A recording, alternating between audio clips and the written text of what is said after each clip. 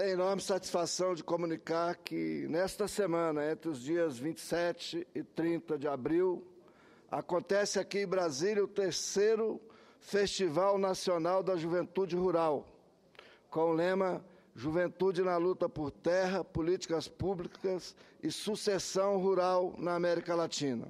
O evento organizado pela CONTAG reúne cerca de 5.000 jovens latino-americanos, com o objetivo de realizar um grande debate sobre os desafios da juventude no campo.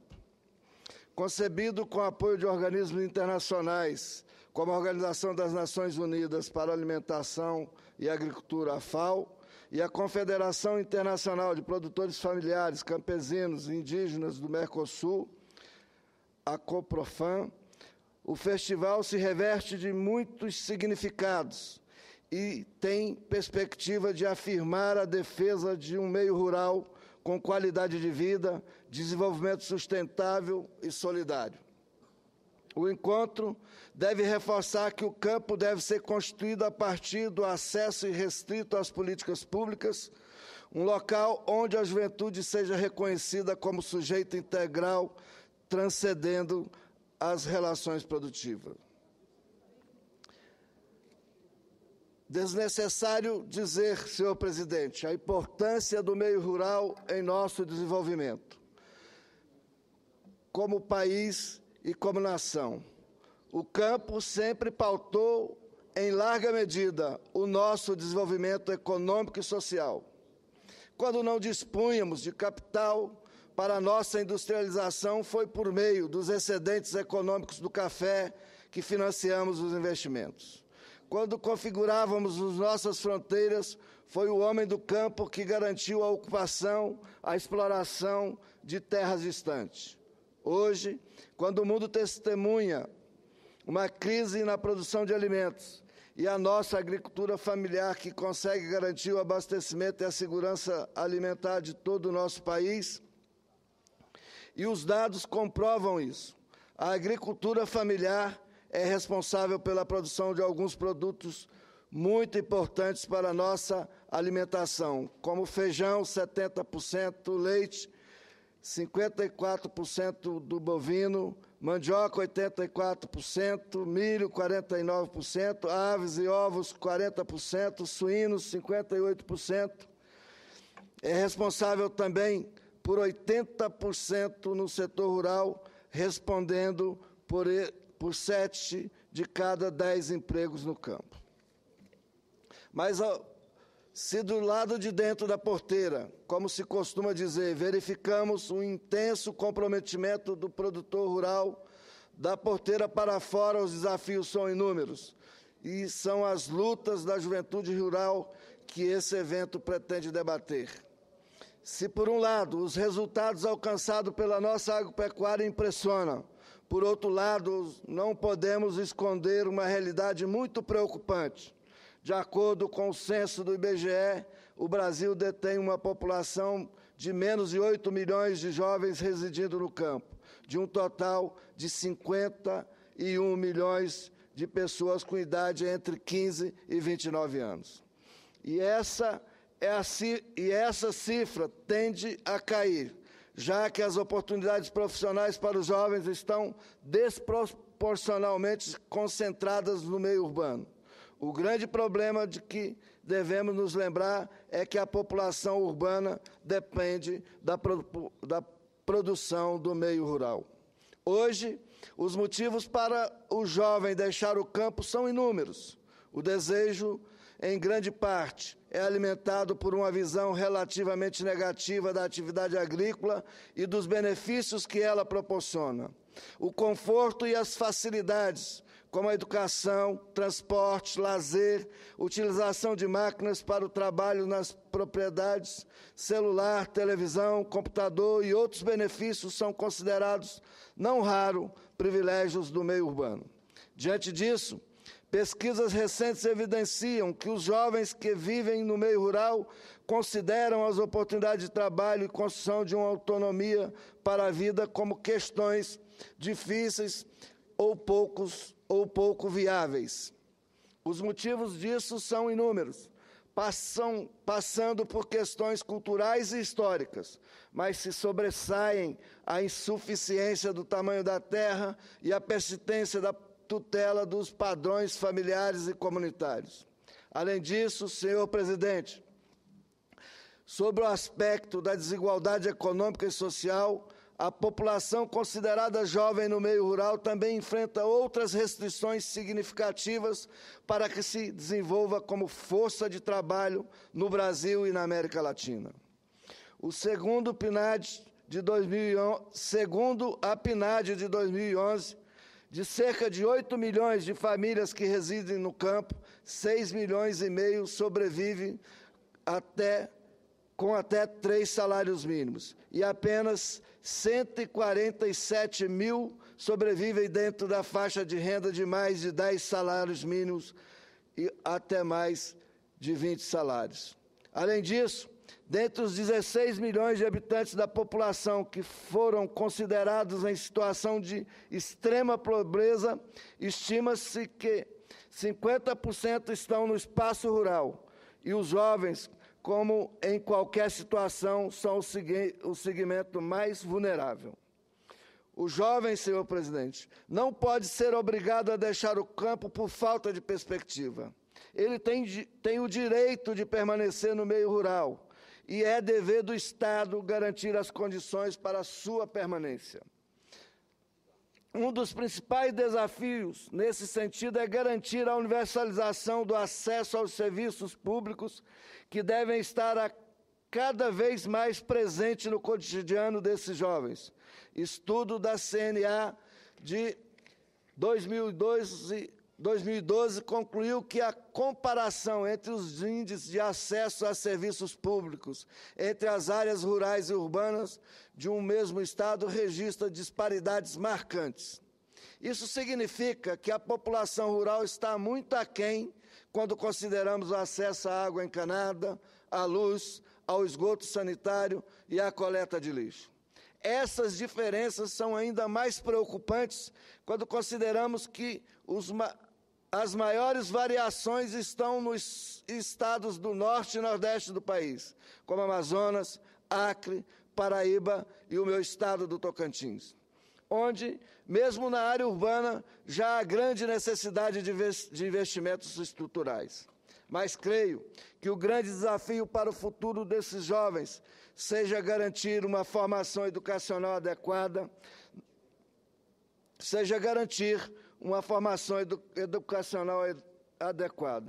Na Constituição, em seu artigo 205, determina que a educação é direito de todos e dever do Estado, mas não é o que acontece com os jovens do campo. A situação da educação no meio rural, de qualquer nível, seja básico, técnico ou superior, é alarmante, conforme dados da PNAD de 2012. A média de estudo na área urbana é de 8 anos, enquanto na área rural é de menos de 5 anos. Além disso, o número de escolas rurais caiu de cerca de 100 mil em 2003 para 70 mil escolas em 2014. O censo escolar de 2012 reafirmou a precariedade das escolas rurais. 88,5% não tem biblioteca, 18,1% não tem água filtrada e 13,7% funciona sem energia elétrica. Somado a isso, há a dificuldade de acesso dos jovens do campo aos cursos técnicos de formação. Não há condições de considerarmos a sustentabilidade da população do campo e da nossa agricultura se a formação educacional de toda uma geração é desprezada.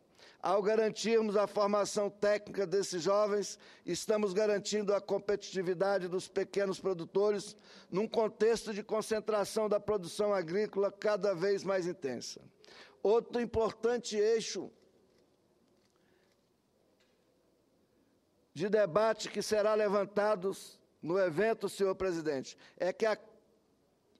que causa muita preocupação a esses jovens é a questão da sucessão rural. Na agricultura, muito evoluiu nas últimas décadas, mas o tema da sucessão não caminhou na mesma dimensão que o constante na trajetória da profissionalização da atividade agrícola requer. E o jovem, mais uma vez, é a principal vítima desse processo. O problema da sucessão é um dos principais catalisadores do êxito rural de jovens, sobretudo de mulheres, que acabam atraídas pelos centros urbanos em busca de trabalho remunerado e reconhecimento que não conseguem obter no campo. Esse desejo migratório é justificado pelas limitações do tamanho da área de terra e na falta de gestão durante a transferência dos estabelecimentos agrícolas familiares à nova geração. Do ponto de vista cultural, ainda acredita-se que a estrutura patriarcal existente na maioria das áreas rurais limita o acesso dos jovens às manifestações e até mesmo a tomadas de decisões.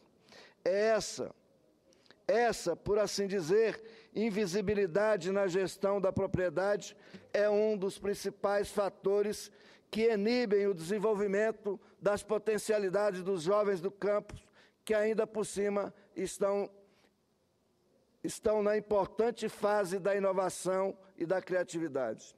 Os jovens, senhores e senhoras senadoras, têm ideais e gostam, sim, de serem ouvidos.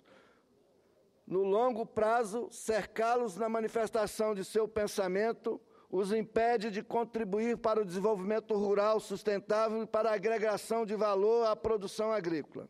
Além disso, são inúmeros os estudos que sustentam que a falta de visão da propriedade agrícola como uma empresa é uma das sementes da sua destruição. A sucessão de uma propriedade rural, senhor presidente, assim como de qualquer empresa familiar, deve começar muito antes, quando os filhos ainda são pequenos. A sucessão deve ser conduzida com muita habilidade pelo patriarca, enquanto ainda detém o poder e está em plena saúde mental e física. Da mesma maneira, há problemas ligados à falta de preparo dos próprios sucessores para lidar com a nova condição social, pois confundem a sucessão de uma empresa familiar, como é a propriedade rural, com uma simples herança.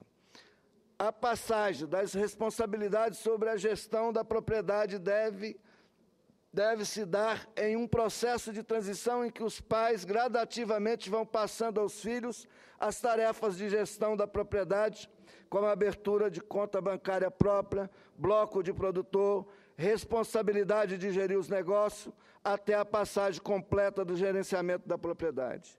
E é essa a correta transição na propriedade de pais para filhos, que garante a viabilidade do empreendimento agrícola. Mas não é somente esse fator que dificulta a continuidade da propriedade rural familiar. É sabido que, muitas vezes, o filho manifesta o interesse em permanecer no campo, tocando a propriedade de seus pais, porém, não dispõe de financiamento adequado para adquirir o espólio dos demais herdeiros. Isso, além de dificultar a definição do valor e das formas de pagamento aos irmãos não contemplados com a propriedade paterna, inibe a realização de investimentos essenciais para a propriedade. Para se ter um exemplo, um estudo realizado no assentamento Florestan Fernandes, no Paraná, em 2013, foi concluído que a maioria dos jovens do assentamento tem o desejo de permanecer e trabalhar com os pais, mas a limitada rentabilidade econômica das propriedades, a falta de renda própria, além da incerteza quanto à garantia de espaço para se instalar na área quando constituir a sua família, são os principais fatores que desestimulam na sucessão do empreendimento. Como consequência, o jovem acaba sentindo necessidade de abandonar o meio rural. Nesse contexto, é nosso papel, senhores e senhoras senadoras e senadores, como agentes do Estado, criar condições para que os jovens e suas famílias não tenham que se deslocar às cidades por falta de melhores perspectivas de vida.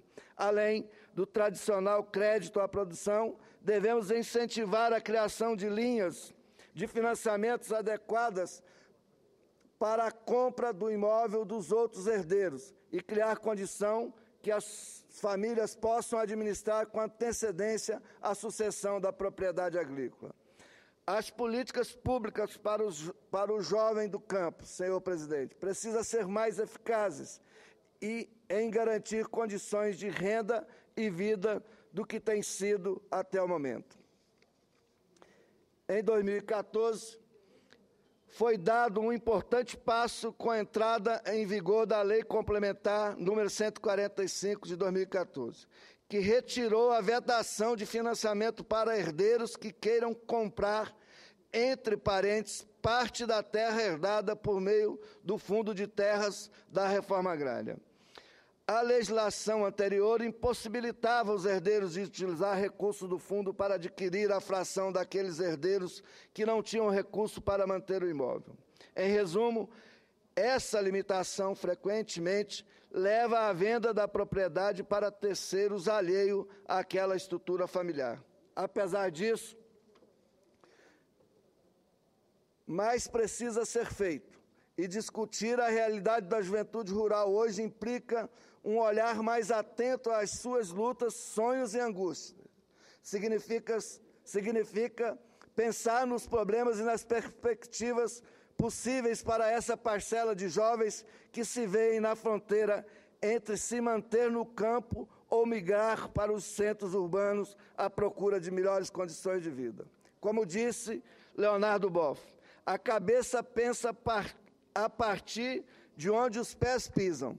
Para compreender, é essencial conhecer o lugar social de quem olha. E esses jovens trabalhadores que se encontram nesta semana aqui em Brasília, certamente nos trarão luz às dificuldades que não se restringem a eles próprios, mas atingem o futuro de nosso país. Era o que eu tinha a dizer. Muito obrigado.